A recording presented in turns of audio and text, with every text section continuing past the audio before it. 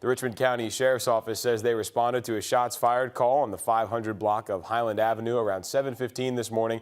They say a man was unresponsive inside. The coroner pronounced 50-year-old Chavius Kimmerlin dead on the scene around 8 o'clock. He says Kimmerlin lived in that home and the case is being investigated as a homicide.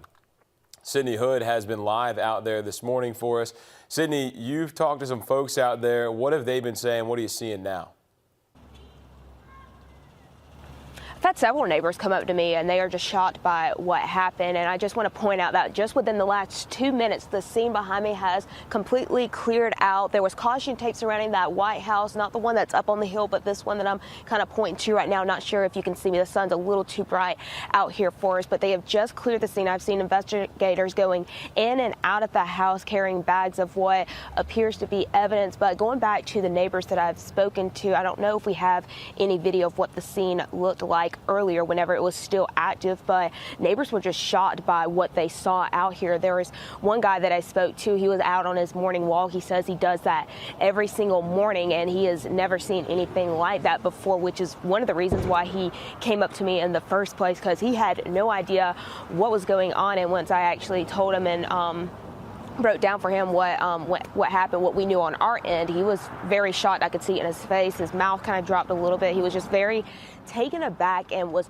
also worried about his own safety, his neighbor's safety. He says that he lives not too far from where this happened. So to see that scene, to see all those cop cars surrounding that house, and to know that that happened this morning, he was just very worried about that. He just wants to know from police if it's safe for him to come out here and walk. That's kind of what he was telling me. And I also spoke to somebody who works in a surrounding business around here, and she says that, you know, she comes out here and was very shocked to see that, very shocked to hear that, and just prays that she can go inside to work and come back out and get in her car and still be safe at the end of the day. But that's kind of the feel that I'm getting out here from neighbors. Like I said, I've only spoken to a couple of them, but like I said, within the last 2 or so minutes, the scene has completely cleared out here. But we're going to be out here throughout the rest of the afternoon to see if we can get any more information, talk maybe with a couple of more neighbors about what they heard, what they saw. But that's generally how neighbors are feeling right now. They're just very taken aback by this, Nick.